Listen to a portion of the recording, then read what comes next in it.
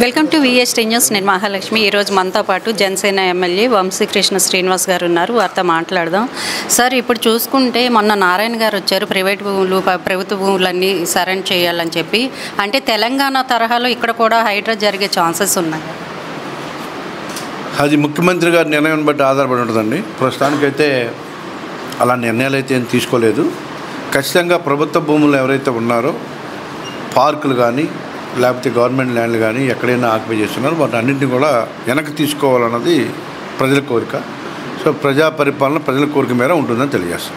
ప్రజారోగ్యాన్ని గాలికి వదిలేశారని చెప్పి జగన్ గారు బహిరంగ లేఖ రాశారు. దీనిపై ఏమంటారు? ముందు ఆయన ఆరోగ్యం జాగ్రత్త చూసుకోమని చెప్తున్నా.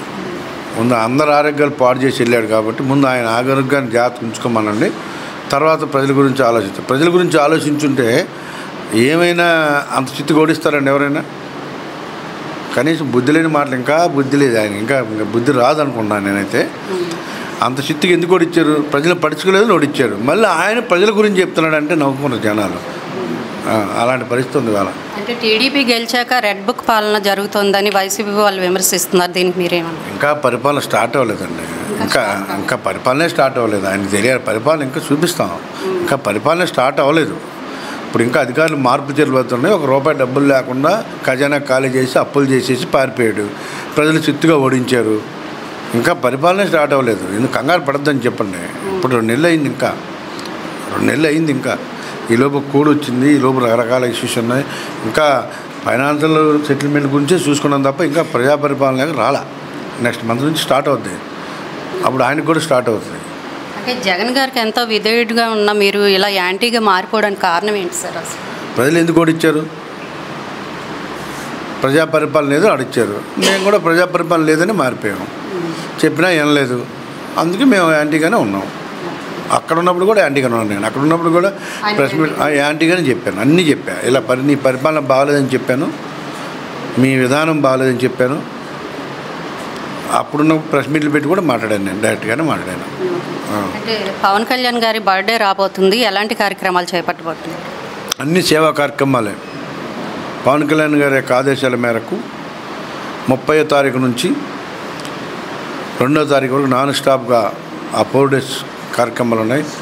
ఒకరోజు మొక్కలు నాటే కార్యక్రమం పెట్టుకున్నాం, ఒకరోజు బీచ్ క్లీనింగ్ పెట్టుకున్నాం, ఒకరోజు బ్లడ్ డొనేషన్ క్యాంప్ పెట్టుకున్నాం, ఒకరోజు వాడవాడలా పవన్ కళ్యాణ్ గారికి బర్త్డే 98 వార్డులు జరిగే విధంగా ప్లాన్ చేసాం.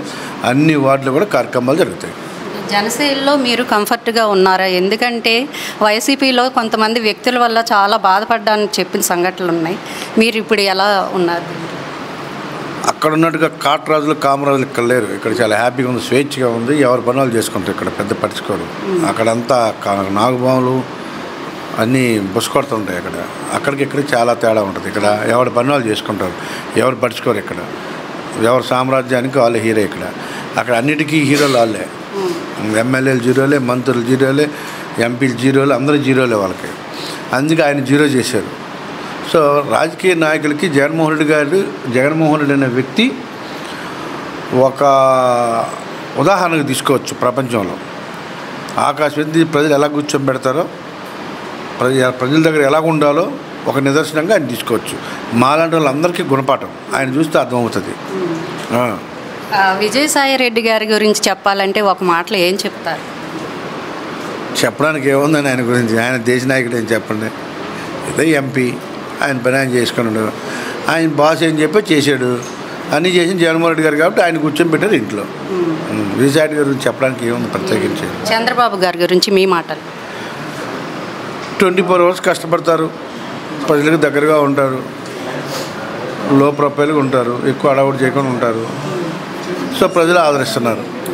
ఒక మంచి వ్యక్తిగా, ఒక సీనియర్గా ఈ రాష్ట్రాన్ని మంచిగా పరిపాలిస్తారు అని చెప్పేసి ప్రజలు ఆకాశం ఎత్తున లేపారు.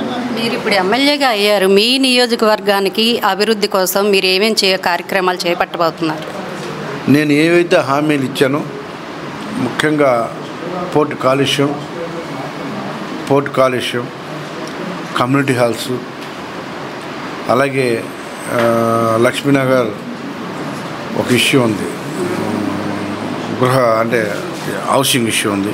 అది ఇంకా చాలా ఇష్యూస్ ఉన్నాయి. దాదాపుగా అన్ని ఐడెంటిఫై అప్పుడే నోట్ చేసుకుని అన్నింటినీ ఆన్ పేపర్ పెట్టుకున్నా. అవన్నీ చేసేస్తాం. ఎటువంటి డౌట్ లేదు. నియోజకవర్గాన్ని నేను ఒక గ్రీన్ సిటీగా చేస్తా ఉన్నాం. గ్రీన్ సిటీగా చేసి చూపిస్తాం. అదే డౌట్ లేదు, ప్రతి ఒక్కరు నెరవేరుస్తాను, డౌటే లేదు మీకు.